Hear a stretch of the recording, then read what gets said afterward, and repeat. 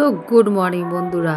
আজকে রান্না করব ডিম। তো 4টে ডিম সিদ্ধ করে নিব আর একটা ডিমের করব মামলেট। তো একটা ডিম রেখে দেবো, কারণ আমাকে সিদ্ধ ডিম মানে ঝোলের মধ্যে যে ডিমটা সিদ্ধ ডিম দিই ওরকমভাবে আমাকে খেতে ভালো লাগে না।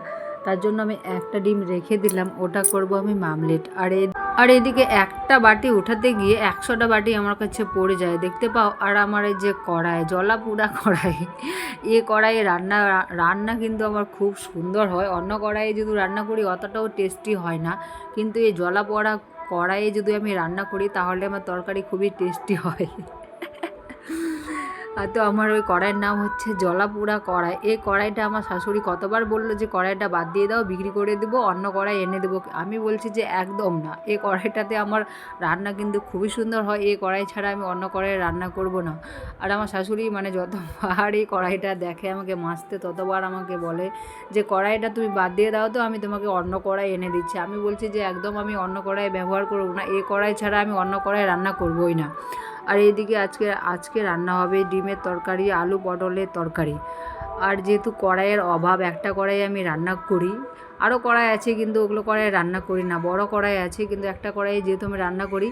আর মেয়েকে টিউশন রাখতে যাব, তো যেহেতু মেয়ের খাবার দাবার এখনও হয়নি, আজকে খাবে চাউমিন, তার জন্য চাউমিন তৈরি করছি। তো একটা বাটিতে ঝোলটা চাপিয়ে দিচ্ছি অন্য গ্যাসে, যেহেতু ডিমের ঝোলটা এখনও অবধি হয়নি। আর এই কড়াইয়ের মধ্যে করে নিচ্ছি চাউমিন। তো ঝটপট করে রান্না মানে চাউমিনটা হয়ে গেলে আমি বাঁচি, কারণ ওর টিউশনের দেরি হয়ে যাচ্ছে, তাড়াতাড়ি করে খাওয়াই দাওয়া ওকে আমাকে রেখে দিয়ে আসতে হবে। তো যত তাড়াতাড়ি সম্ভব তত তাড়াতাড়ি করছি, কিন্তু তাড়াতাড়ি কিছুতেই হচ্ছে না। যতটা সময় লাগা ততটা না লাগবে, ঠিক না? আর এইদিকে দেখো ঝটপট করে জাদুমন্তর কী ব্যাপার হয়ে গেল তাড়াতাড়ি। তো অলরেডি তাড়াতাড়ি হয়ে গিয়েছে, সে যেরকমটা হোক, কিন্তু তাড়াতাড়ি খাইয়ে ওকে আমাকে টিউশন রাখতে যেতে হবে, যেহেতু সময় হয়ে গিয়েছে।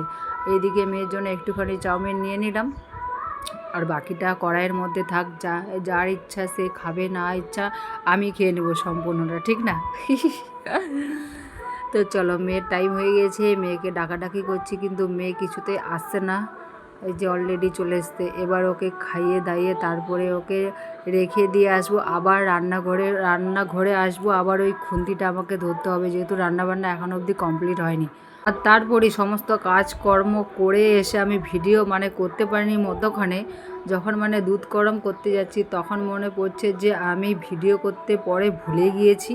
আর এখানটায় যে দেখো দুধ গরম করতে ভুলে গেছি, আর দুধটা গরম না করলে একদম পুরো ফেটে যাবে।